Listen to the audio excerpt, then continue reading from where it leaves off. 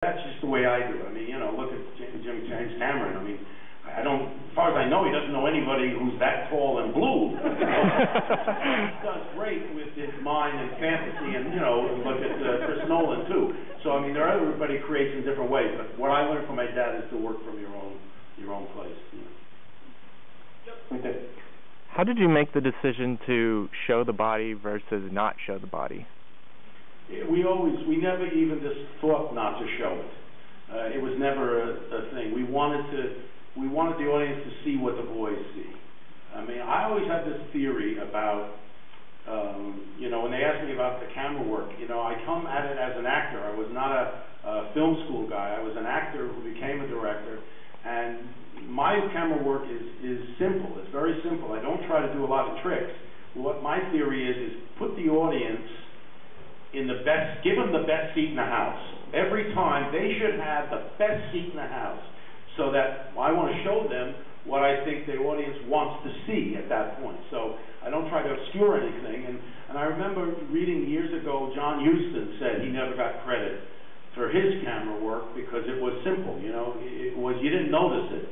And my feeling about making films is you shouldn't notice the writing, you shouldn't notice the acting, you shouldn't notice the camera work. You shouldn't notice anything. You should just be kind of brought into this thing and watch it. And the minute you're, you know, being made aware of camera moves or a certain kind of acting, you're taken out of the movie. You know, the minute somebody says, "Oh, that was an interesting camera shot," what does that mean? There's no camera.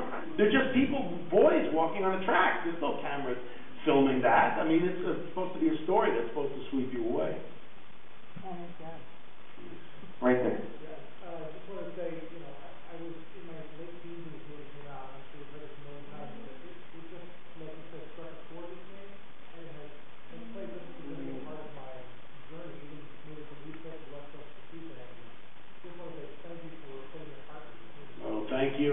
And thank you for coming to it when you were a teenager, because one of the things that we had a tough time because of the characters were, you know, these kind of rough kids below the tracks. You know, they had the gun, they were smoking cigarettes, and that was all in the book. The language made it an R, you know, I mean, just because of the language. So we always were worried that we weren't going to get young people to come in to see the picture because it was R, and but we knew adults would like it because adults are looking back, you know, at that time. And we have the same marketing problems for Flip. Not that it's R-rated, it's PG. I consciously said I don't want to push kids away because this is a movie about kids.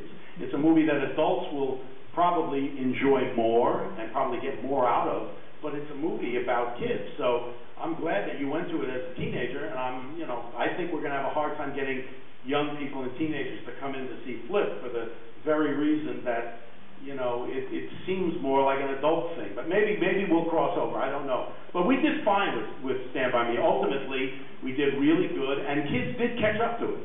You know, kids did find it, and they, you know, we have extra lives and DVDs. It had to do great on video because I remember watching it. Yeah, it did great. It did great in the theaters too. I mean, that was a different time. The picture came out. It never did more than $3.5 million in any week, and it wound up doing close to $60 million in America, which at some time back in 1986 is a lot. But they left the movie in the theater, and week after week after week, the word of mouth would spread. You got to see. Nowadays, there's no time for word of mouth. They don't let you. I mean, if you don't score right away in the first weekend, they yank you. You know, there's so much product coming in that the theater owners say, well, why do I want to show that thing if it's just making this, where I can have a brand new picture, even if it's garbage, I'll just throw it in. It's going to make more money. So it's harder, much harder now than it was in those days. We'll go deep somewhere. Right back there in the middle. Yeah. Is there water?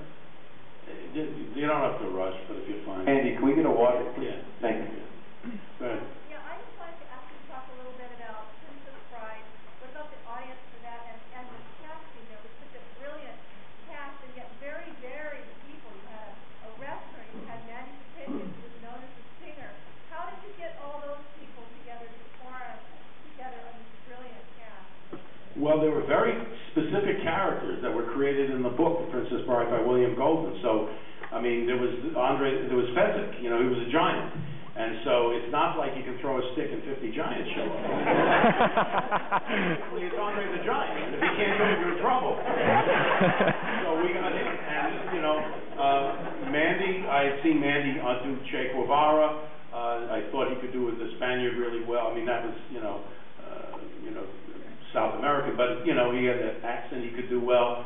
Plus I knew, and again, with Robin Wright and Carrie Elwes, it was very hard to find. Carrie Elwes' character, the Man in Black, Wesley, was described as this kind of very dashing, swashbuckling guy, and it was a throwback to, Errol Flynn, to Errol Flynn and Douglas Fairbanks Jr., and so I wanted to have the English accents because I thought that kind of made it more, fairy tale-like and days of yore kind of thing.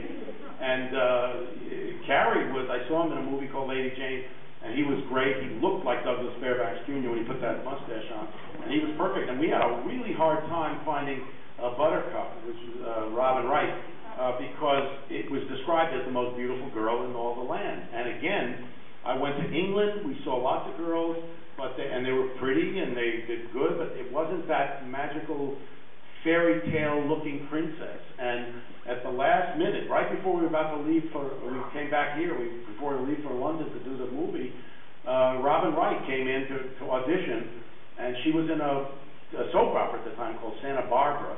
She came in, and she was, first of all, beautiful. When I saw her, she was 20 years old. I was, oh my God, she's stunning. And then she did this perfect British accent. Her father was British. She's from Texas, but her father was British, and she did this perfect British accent. I said, that's it, we've got Buttercup. So it was really like she was the only one, Carrie was the only one, Andre was the only one. Wally Shawn we could have had maybe a different Vizzini, but he was great. I love Wally Shawn, as Vizzini. But all the other characters, it's hard to find other people. Those were pretty much the ones we had. A couple more questions, right there, sir. Early in your career as an actor, you did small roles in two of your father's films, Never Laughing, which they showed here recently, and Where's Papa? What was it like being directed by your father? And The Jerk. And The Jerk, yes, and The Jerk. I had one little tiny scene with Steve Martin. It's great, listen, what is he going to do? He let his son fail? I remember one time, Jack Nicholson told me, I worked with him a couple of times, and I asked him what it was like working with Stanley Kubrick, because he did, The Shining with Stanley Kubrick. Because I work pretty quickly. I go 1 take, 2 takes. If you got it, let's move on. Again, because I don't have a lot of money. I can't spend all day. Stanley Kubrick was notorious for doing, many takes, hundreds. And I asked Jack, I said, how was that, to work with somebody that does so many takes? And he said, I went up to Stanley before the shoot, and I said, Stanley, I hear you like to do a lot of takes. He says, my feeling is if we do 100 takes, the 101st one is the best. And basically what he was saying is, I'll be here all day for you. And he knew he had Stanley Kubrick, who was not going to let him fail. And he said, so I'll just keep going on because I can trust him, and he's going to, the same with my father. He's not going to let me fall on my face. If he says it's okay, then it's okay.